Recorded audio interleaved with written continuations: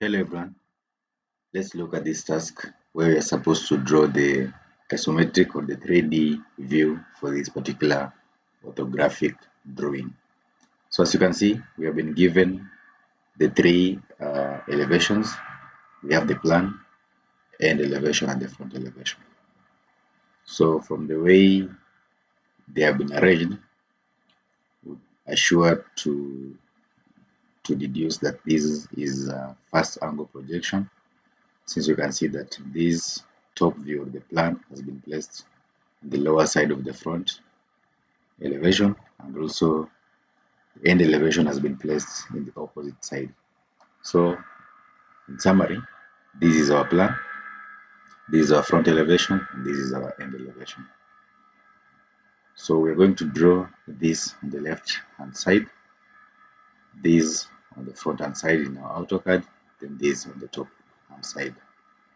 So these dotted lines indicate that at the end elevation, we are not able to view these particular edges. So that means that this particular block has a triangular surface that is joined to form one component at the end. So we expect that from our front elevation, this represents the slanting faces for the triangular part. Same to as the plan, these two represents the slanting faces. Then from these dotted sections as well, we can deduce that these straight vertical and horizontal part have a hole through it. They have a hole through it. So before we begin drawing such a 3D object, we're supposed to come up with a sketch, at least to guide us. So from the discussion that we've just had briefly, I managed to come up with a sketch which is as shown. So this is the sketch that will come up from that particular drawing. So if we draw it in the AutoCAD, we are supposed to come up with this particular shape. Then its orthographic drawing is as shown. So we'll make sure that we launch our AutoCAD program. Then the next thing is we'll make sure that our 3D modeling workspace is checked. Then afterwards we'll begin our drawing by first coming to our home button so that we have our southwest isometric. So we'll begin drawing that particular diagram,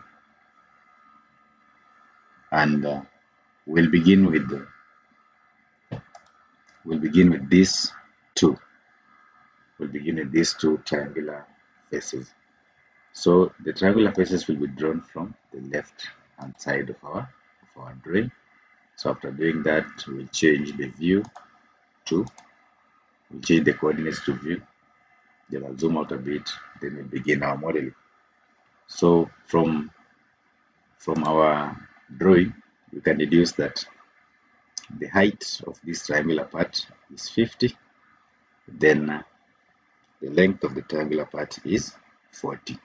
So that's the first thing we'll do. So we'll come to our AutoCAD program, draw a line. So the distance is small, so I'll zoom out a bit again, zoom out. So I'll come and take a polyline, then draw the first height, making sure my ortho is set on. So my first height will be 50, then enter, then my second length will be 40, then enter, then I'll join these two all together. So that is the first bit that you're supposed to do. So I have this triangular part drawn. Next, I want to draw this particular L shape. So this particular L shape with this complete line and this dotted line. So the particular L shape has a height of 50 plus 10 plus 10, which is 70. So a height of 70. Thickness of 10, as you can see from this orthographic drawing, thickness of 10. So this part is 10, this part is 10 as well. Then a length of 40 plus 10 plus 10, which is 60. So a height of 70, a length of 60, and a thickness of 10. So that's what we'll draw next. So I'll come to my polyline. Start off with 70 and enter. Then go to 60 and enter. Then you go to 10. So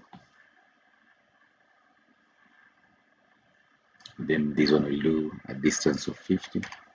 Enter. Then this one will do a distance of 60. Enter. Then lastly connect it to that part. So after having that, we're going to do the press pulls. So for the first press pull, our triangular part, we're going to press pull it with a distance of 10. Then we'll copy so that they become 2, this part and this part. Then for the L shape, we're going to press pull it a distance. We're going to press pull it a distance of, so it will be from this end. So from this end to that end. So the total distance will be 70 plus 10 plus 10, which is 90. So we'll come to home. The first press pull will be 10. Enter. Then the next will be 90. Then enter. So after doing that, this one is supposed to be combined at this point. So I'll copy this triangular part from this point as the base point to that particular point. Then I'll also copy another one. 3D solid, enter, from that point as the base point to that particular end, so that we have such a diagram. Then looking at our sketch, you can see that what is left is the 2 holes. So the first hole from our isometric drawing, from our photographic drawing, I mean, we can see that it has a height of 20 and it has a length of 40. So we're going to draw a length of 40 and a height of 20, a rectangle. So I'm going to draw it in this particular face. So I'll make sure that I have my UCS world to home. Then I'll come to my front part. Then change the view, change the coordinates to view. Then I'm going to draw it this part. So I'm going to have my rectangle. Let me draw it first here. So click at that point. Then the length is 40. Tab, the height is 20. Then enter. Then this is supposed to appear at the mid portion of this. So I'm going to move it. Then enter from its midpoint to shift right click the midpoint, mid between 2 points. So the first point being that particular point, and the second point being that particular point. Then I'll go back to my home and search. So after having this, I'm going also to make a press pull for this. I'll click it.